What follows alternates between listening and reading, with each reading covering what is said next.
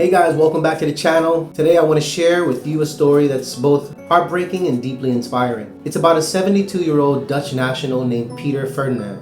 And honestly, what happened to this man here in the Philippines says a lot about us and the kind of people we truly are. If you're a foreigner here living, dating here, or just visiting, you'll want to stick around because this story is going to hit differently. Let's talk about love, rejection, kindness, survival, and the unexpected warmth of the Filipino hearts. But before we get into the video, if you're not subscribed already, subscribe to the channel. And if you are here and supporting my channel, hit that like button. Share this with somebody that should know about this. Because us as foreigners, we should stick together when it comes to this kind of news. Thank the great Filipino people for keeping me alive. They gave me little money. A sleeping place, I'm so grateful, and that wouldn't have happened in Netherlands, because in Netherlands they treat you like trash in my situation. But the Filipino people showed me they have a big heart. Thank you so much. Alright, so Peter came to the Philippines back in July 2024. Like many of us, we arrived on a tourist visa.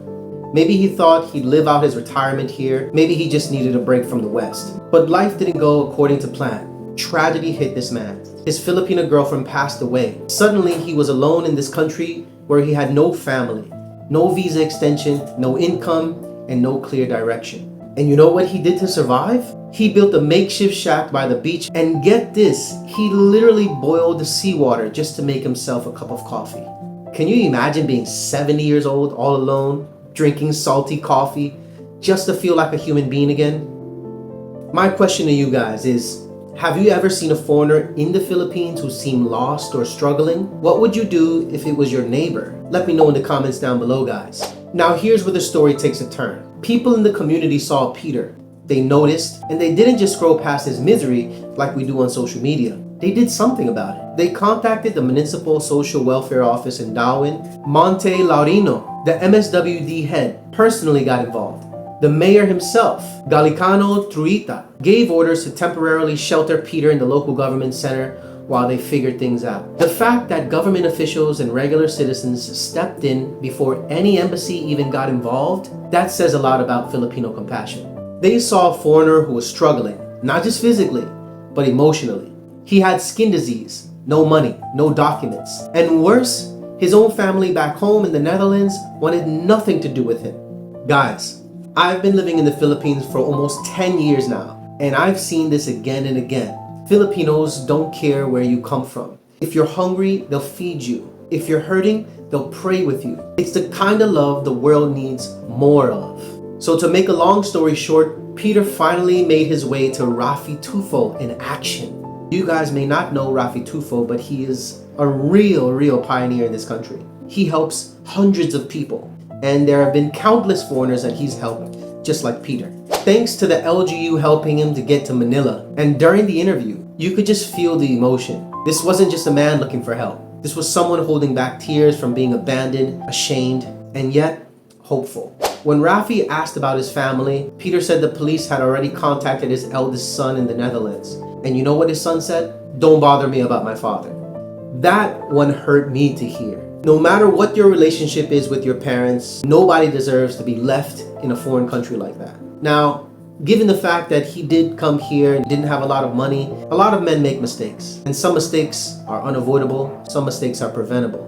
But we can't bash this one guy for making this mistake. We all make mistakes. But at the end of the day, guess who didn't abandon him? The Filipino community. What does that tell you and me? When blood relatives shut the door, strangers step in. People Peter never met before, Filipinos, became his family. Now let's talk about the hard part, guys, and that is Peter was overstaying. He came in on a tourist visa and, well, he never left. No extensions, no updates.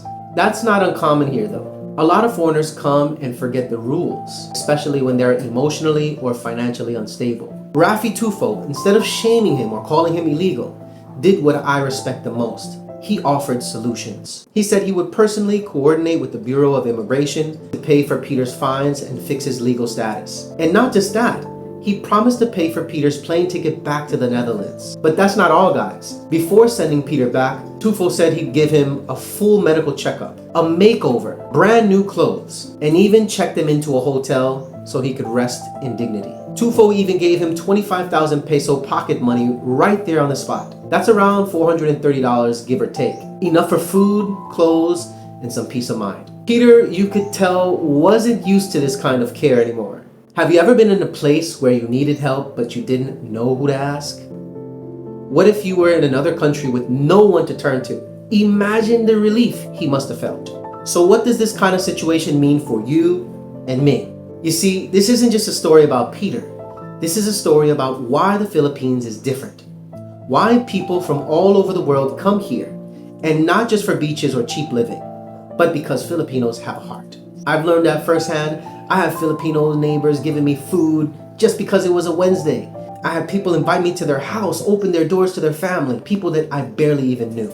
It's easy to criticize the Philippines for politics, poverty, or traffic, but when you see something like this, you remember what really matters. And for my fellow foreigners out there watching, let this be a lesson too.